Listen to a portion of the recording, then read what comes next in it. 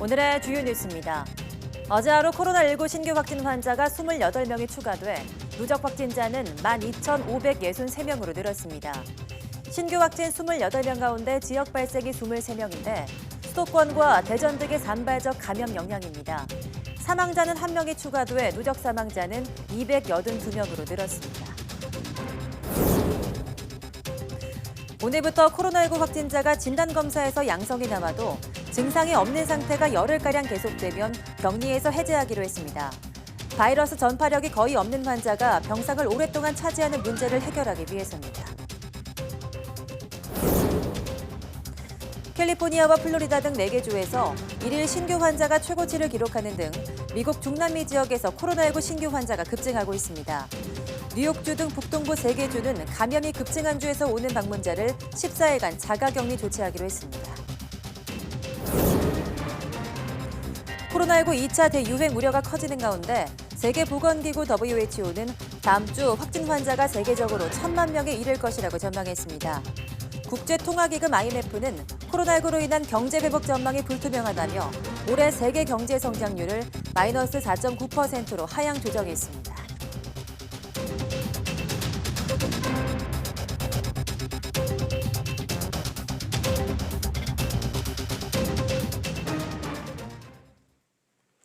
여러분 안녕하십니까? 6월 25일 사이언스 투데이입니다. 수도권과 대전 지역을 중심으로 코로나19 확산세가 이어지면서 어제 하루 코로나19 감염 환자가 28명 늘었습니다. 중앙방역대책본부는 오늘 0시 기준 국내 확진자는 12,563명, 사망자는 1명 늘어난 282명이라고 밝혔습니다. 지역 발생은 23명으로 서울 8명, 경기 9명, 대전에서 4명, 인천과 충남에서 각각 1명씩 나왔습니다. 국내 입국자 검역에서 4명이 확진된 것을 포함해 신규 해외 유입은 5명으로 확인됐습니다. 완치 환자는 44명 늘어 격리 해제 누적은 1,974명입니다. 부산 감천항에 접안한 뒤 집단 감염 사실이 확인된 러시아 선박과 관련해서 우리 국민 접촉자 가운데 152명 검사 결과가 모두 음성으로 나왔습니다. 부산시는 전체 접촉자가 163명으로 잠정 확인됐고 나머지 11명은 검사받을 예정이라고 밝혔습니다. 지난 21일 감천항에 도착한 러시아 냉동 운반선 아이스 스트리모에서는 전체 승선원 21명 가운데 16명이 확진 판정을 받아 부산 의료원에 입원했고 바로 옆에 접안한 같은 선사 소속 아이스 크리스탈호에서도 확진 환자 1명이 나왔습니다. 정부가 부산항에 들어오는 모든 러시아 국적 선박에 대해서도 직접 배에 올라 검사하는 승선 검역을 진행하기로 했습니다. 이번 조치는 전자문서상으로만 확인하는 전자검역의 허점이 확인되면서 나왔습니다.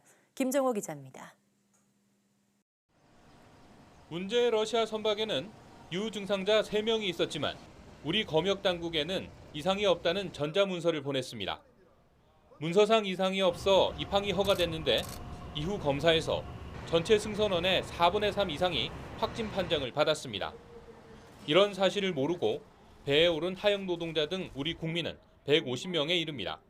도선사, 하역 작업자 등 관련 접촉자 모두 150명이 현재 격리 중이며 해당 부두는 6월 26일까지 잠정 폐쇄키로 하였습니다. 이번 일로 정부는 검역관리 지역에 러시아도 추가했습니다. 중국, 이탈리아 등과 마찬가지로 러시아에서 출발한 선박에는 모두 검역관이 올라 문제가 있는지 확인합니다. 정부는 입항 선박에서 확진 환자가 나와 사회적 비용이 발생하면 선사를 대상으로 구상권 청구도 적극적으로 검토할 계획입니다. 불이익을 사전에 고지함으로써 그 선사들이 자발적으로 적극적으로 유증상자나 이러한 것을 신고하기 위한 그런 목적이라면 좀 말씀을 드리고요. 부산항 검역소에서는 정부 조치에 앞서 러시아 선원 확진 판정이 나온 지난 22일 밤부터 모든 러시아 선박에 대해서도 승선 검역을 진행하고 있습니다. 이 과정에서 아직 특이사항은 나오지 않은 것으로 파악됐지만 적은 인원으로 확대된 승선 검역을 진행하다 보니 검역소 업무에 과부하가 걸렸습니다. 인적 자원 다 가동해가지고 막 풀가동해가지고 또 돌리고 막 안 되면 막 그냥 추가적으로 근무하고 막 이런 수밖에 없어요. 정부는 항만에서 코로나19 유증상자가 발생하면 검사 결과가 나오기까지 노동자를 격리할 수 있는 적정 시설을 확보하고 시설 부족에 대비한 방안도 마련하기로 했습니다. YTN 김종호입니다. 박능우 중앙재난안전대책본부 1차장은 1일 지역사회 신규 확진자가 30명을 넘나들고 있어 사소한 방심으로도 추가 감염이 발생할 위험이 큰 시기라고 밝혔습니다. 박능우 1차장은 전 세계 코로나19 누적 확진자 수가 900만 명을 넘어섰고 해외에서 국내로 유입되는 환자도 지속적으로 늘고 있어 공항과 항만에서 검역 사각지대를 보완하기 위한 대책을 추가로 강구하겠다고 말했습니다. 박능우 1차장은 최근 대전 지역 확진 환자 증가에 대응해 충청권 병상 공동 대응 체계를 구축하고 공동 생활치료센터 설치도 검토하겠다고 밝혔습니다. 코로나19 감염 환자의 병상 부족 문제가 발생하지 않도록 격리 해제 기준이 완화됩니다. 증상이 호전돼 병원을 옮기도록 하는 통보를 거부하면 국가가 부담하던 치료비를 본인이 부담해야 합니다. 한영규 기자입니다. 코로나19의 전염성이 없어져 일상생활로 복귀할 수 있는 격리 해제 기준이 완화됩니다. 무증상자는 확진된 뒤 열흘 동안 임상 증상이 나타나지 않으면 격리 해제가 가능합니다. 유증상자의 경우에는 발병 후 열흘이 지나고 최소한 3일 동안 해열제를 복용하지 않고도 발열이 없고 임상 증상이 호전되는 추세인 경우 격리가 해제됩니다. 유증상자는 최소 13일, 무증상자는 최소 10일을 경과한 이후에 임상 경과 기반으로 격리 해제되는 게 맞습니다. 기존에는 확진 후 7일째 유전자 정폭 검사에서 2번 연속 음성이 나와야 격리 해제가 가능했습니다. 이 때문에 바이러스 전파력이 거의 없는 환자가 오랫동안 병상을 차지하는 문제가 있었습니다. 불필요한 장기 입원을 줄이고 병상과 인력 자원을 보다 효율적으로 활용할 수 있을 것으로 기대됩니다. 임상 증상이 호전됐을 때 다른 병원이나 생활치료센터로 옮길 수 있는 기준도 마련됐습니다. 담당 의사가 임상 증상이 호전됐다고 판단하면 지방자치단체는 격리 장소 변경을 명시한 입원 치료 통지서를 다시 발급해 통보하게 됩니다. 환자가 통보를 받고도 지시를 따르지 않을 경우 건강보험 외에 국가가 부담해오던 치료비를 환자 본인이 부담하도록 했습니다. YTN 한윤규입니다. 식당을 통한 감염 사례가 잇따르자 정부가 방역을 강화하기로 했습니다. 사람들이 몰리지 않도록 식사 시간 2부제를 실시하고 칸막이 설치와 마스크 착용을 당부했습니다. 이형원 기자입니다. 최근 확진된 전주 여고생과 광주 대학생은 모두 식당에서 감염됐습니다. 대전 확진자와 같은 음식점에 머물렀다가 양성 판정을 받게 된 겁니다. 앞서 이천 제1고 교사도 확진자들과 같은 시간대에 갔던 주점에서 감염됐습니다. 지난달부터 50일 동안 집단 발병이 확인된 식당과 주점만 10곳에 달합니다. 테이블 간격이 좁거나 또 밀폐된 환경이라든지 또 대화를 많이 하거나 하면서 비말이 많이 전파되는 상황에서 마스크를 안 쓴 상태로 노출이 되면은 음식점에서도 충분히 감염이 될 수 있는 위험. 음식점에서 감염되는 사례가 잇따르자 정부가 방역을 강화하기로 했습니다. 사람들이 몰리지 않도록 식사 시간 2부제를 실시하고 야외 영업과 배달, 포장을 권장했습니다. 그래서 11시 반부터 12시 반, 12시 반부터 1시 반으로 2부제를 운영을 하게 되면 밀집도를 낮출 수 있는 가능성을 갖지 않겠느냐라는 취지고 정부기관이나 공공기관이 먼저 음식을 먹을 때 마스크를 벗게 되는 점을 고려해 테이블에 칸막이를 설치하거나 1인 테이블 사용을 늘릴 방침입니다. 고속도로 휴게소나 공공급식소에는 이런 칸막이 설치나 한방향 앉기가 이미 시행되고 있습니다. 위에 칸막이든지 옆 칸막이를 할 때 비용을 지원하는 방안을 지금 저희가 지원하도록 하려고 하고 있습니다. 밀폐된 공간에서 침방울이 떠다니지 않도록 환기와 소독을 자주 하는 것도 중요합니다. YTN 이영훈입니다. 국제통화기금 IMF가 우리나라의 역성장 정도가 원래 예상보다 더 심해질 거라고 발표했습니다. 역성장폭은 마이너스 2.1%가 될 거라고 밝혔는데요.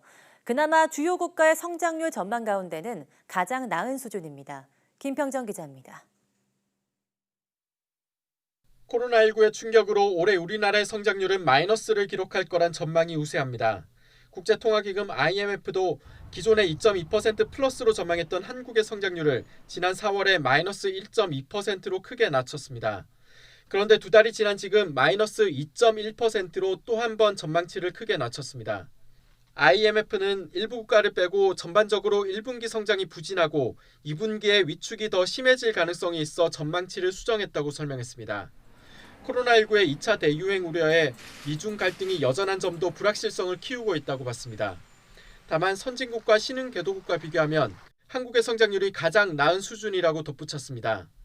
성장률 전망치를 하향 조정한 폭도 다른 주요 국가 가운데 우리나라가 가장 작습니다. 올해 글로벌 성장률은 마이너스 4.9%로 전망되고 미국과 유로존, 일본 등 주요 국가 모두 큰 폭의 마이너스지만 중국만 플러스 1%로 IMF는 예상했습니다. 우리나라 성장률은 한국은행과 OECD, 그리고 IMF 등 국내외 주요 기관이 모두 마이너스로 전망했고 정부만 플러스 전망을 유지하는 상황이 됐습니다. IMF는 코로나 위기를 잘 넘기면 내년에는 한국 경제가 3% 성장할 것이라고 밝혔습니다.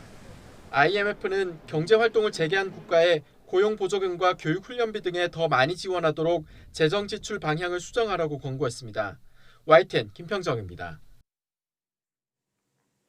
코로나19 확산으로 우리나라뿐만 아니라 전 세계적으로 마스크 사용이 폭증하고 있습니다. 그런데 필터를 포함한 마스크 재료 대부분이 플라스틱 소재로 만들어져 환경 파괴의 주범이 될 수도 있다고 합니다. 이혜리 기자가 현장을 취재했습니다. 서울 여의도 근처의 시민공원입니다. 숲을 사이사이 버려진 마스크가 여기저기 눈에 띕니다. 특히 시민들이 몰린 주말 다음 날은 휴지통뿐만 아니라 공원 곳곳에서 버려진 마스크 수거에 바쁩니다. 코로나 전보다는 아무래도 마스크가 버리는 정도가 아무래도 많이 심해져 있습니다. 제가 여의도 한강공원을 약 1시간가량 돌아다녀 봤는데요. 이렇게 버려진 마스크를 어렵지 않게 찾아볼 수 있습니다. 문제는 시중에서 사용되는 마스크가 모두 플라스틱 소재인 합성 수지로 만들어진다는 점입니다. 특히 마스크의 핵심이라고 할 수 있는 필터는 합성 수지를 실처럼 가늘게 뽑아내 만듭니다.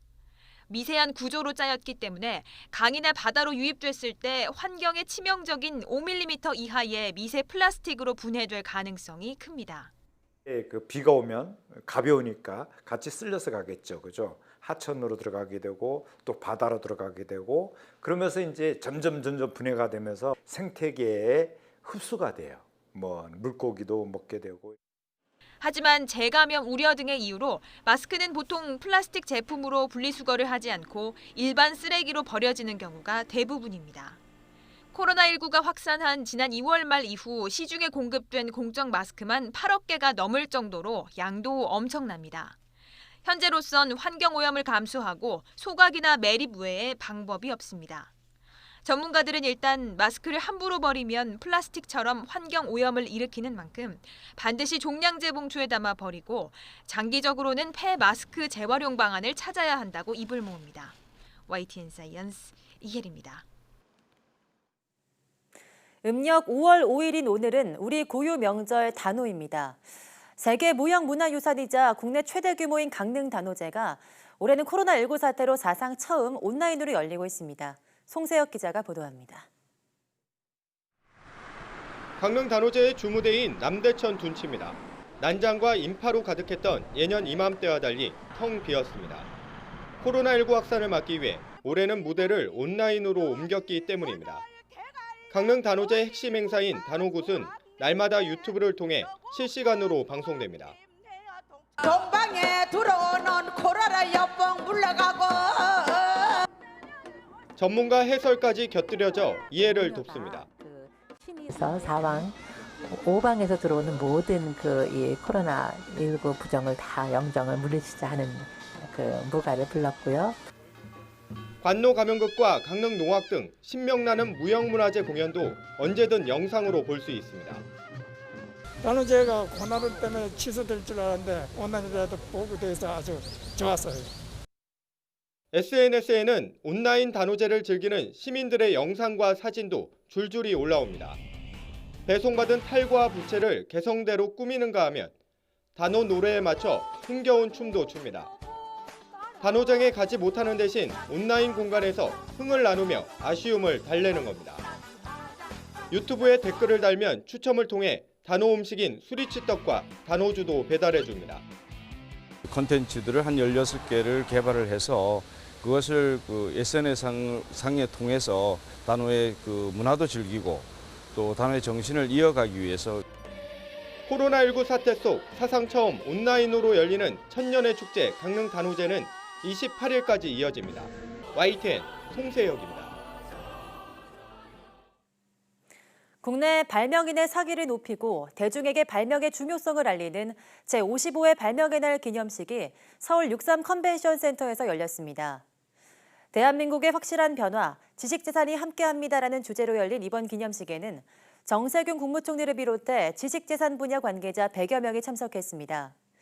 이번 행사에서는 발명을 통해 산업발전에 이바지한 유공자 79명에 대한 포상과 최고의 혁신 발명가에게 주어지는 올해의 발명왕 시상 등이 이루어졌습니다. 또 수상자들의 발명품 전시와 함께 코로나19로 주목받는 K방역 발명품 특별 전시도 진행됐습니다. 그럼 여기서 박원주 특허청장의 말 들어보시겠습니다. 발명에는 한 가지 표어가 있습니다. 필요가 발명의 어머니다. 당연히 올해의 발명들도 올해 우리가 겪고 있는 여러 가지 사회적인 변화, 국민들이 피부로 느끼는 안전에 대한 두려움, 그리고 갈망 이런 것들을 반영하고 있습니다. 이런 발명을 바라보면서 산업이 적시에 이동한다면 국제 무대에서 우리 제품의 경쟁력, 우리 경제의 경쟁력도 계속 유지할 수 있을 거라고 생각합니다. 에어프라이어로 오래 조리하면 발암 추적 물질이 많이 생길 수 있어 주의해야 합니다. 식품의약품안전처는 에어프라이어, 적외선 조리기로 감자튀김 등을 190도가 넘는 고온에서 장시간 조리하면 발암 추적 물질인 아크릴 아마이드 생성량이 늘 수 있다고 밝혔습니다. 요리 과정에서 유해 물질이 생길 수 있다고 알려진 삼겹살, 연어, 식빵, 냉동 감자를 온도와 시간을 달리 조리한 뒤 아크릴 아마이드와 벤조피렌 생성량을 분석한 결과입니다. 식약처는 에어프라이어로 조리할 때는 감자튀김은 최대 190도에서 30분 이내로, 토스트는 최대 180도에서 20분이나 190도에서 15분 내로 조리하는 것이 안전하다고 당부했습니다. 세계 최대 검색 엔진 업체 구글이 18개월이 넘은 이용자의 위치 기록과 검색 기록 등을 자동으로 삭제하기로 했습니다. 구글은 이용자의 위치 기록과 인터넷과 앱 활동 기록 등을 사용 후 18개월이 지나면 자동 삭제되도록 기본 설정을 변경한다고 밝혔습니다. 지금까지는 이용자가 설정을 바꿔 저장을 거부할 수 있었으나 앞으로는 오래된 기록과 정보는 저절로 삭제된다는 의미입니다. 유튜브도 신규 개정은 3년 뒤 시청 기록이 삭제되도록 했습니다. 다만 18개월까지는 여전히 이용자의 위치 정보나 검색 방문 기록을 바탕으로 구글이 상품이나 여행지, 식당 등을 추천해 줄 수 있게 됩니다.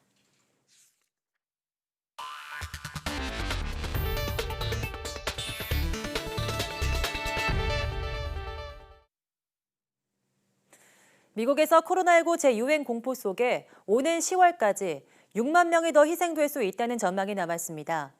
미 워싱턴대 의과대학 보건계량분석연구소는 10월 1일까지 미국의 코로나19 사망자가 약 18만 명에 도달할 수 있다는 예측을 내놓았다고 로이터 통신이 보도했습니다. 다만 95%의 미국인이 마스크를 착용한다면 사망자 수는 14만 6천 명까지 줄어들 수 있다고 덧붙였습니다. 크리스토퍼 머레이 연구소장은 봉쇄령이 내려졌던 주들이 개방에 나서고 있는 와중에 미국이 대규모 유행병과 씨름하고 있다는 건 분명한 사실이라고 지적했습니다. 머레이는 이 같은 미국의 재확산 추세가 8월 말쯤 시작해 9월에 악화할 것이라고 전망했습니다.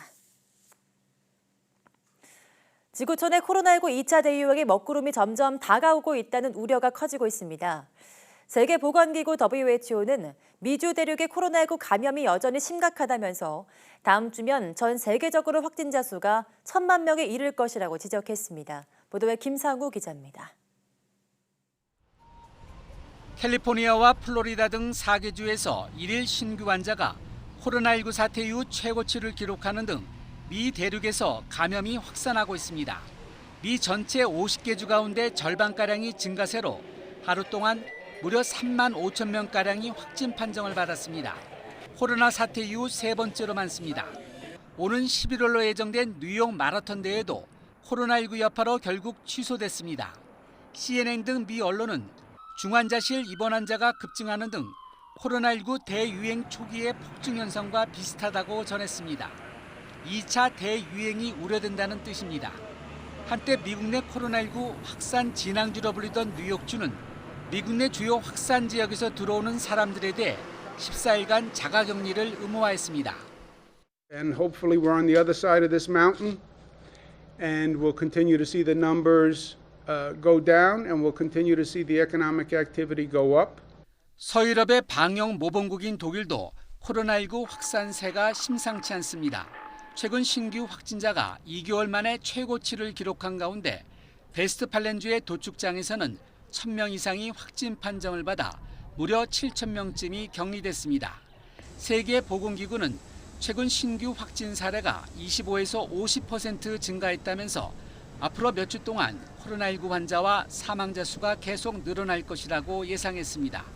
특히 확진자 수가 다음 주면 세계적으로 1,000만 명에 이를 것이라면서 중남미 등 미주 대륙이 여전히 심각하다고 지적했습니다. The Americas in general are still suffering sustained community transmission.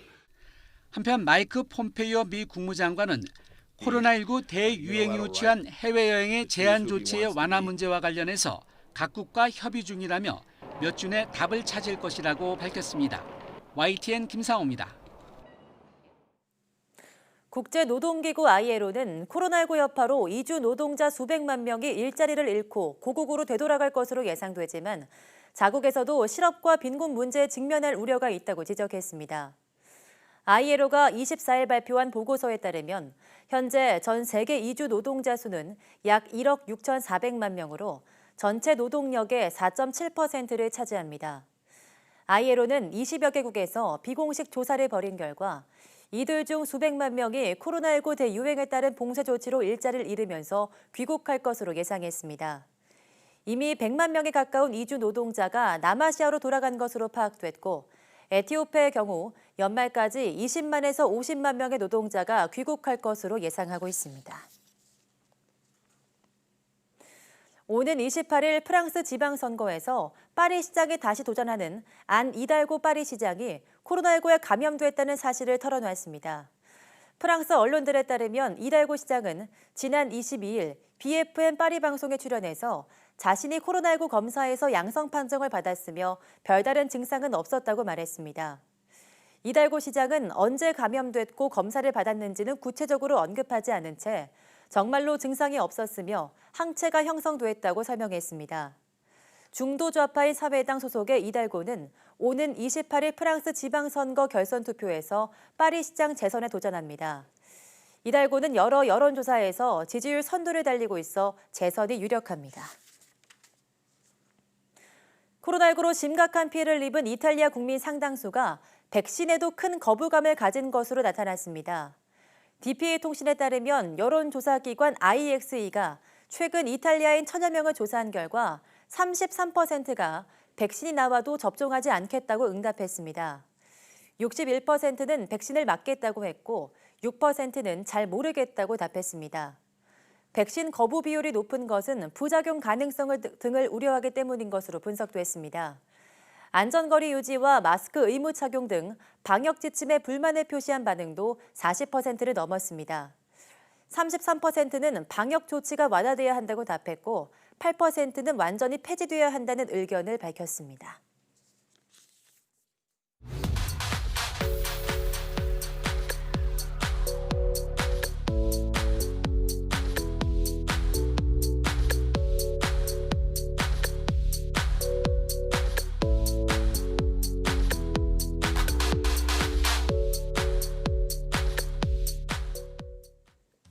네, 인공지능은 많은 분야의 빠른 발전을 촉진하고 있습니다. 그중에서 의료 같은 정밀 분야에 더욱 영향력을 발휘하고 있는데요. 오늘로 사이언스투데이 과학의 달인에서는 수술의 성공률과 진단의 정확도를 높일 수 있는 인체 관련 인공지능 3D 소프트웨어를 연구하고 있는 김영준 연구원과 함께 이야기 나눠보겠습니다. 함께해 주신 여러분 고맙습니다.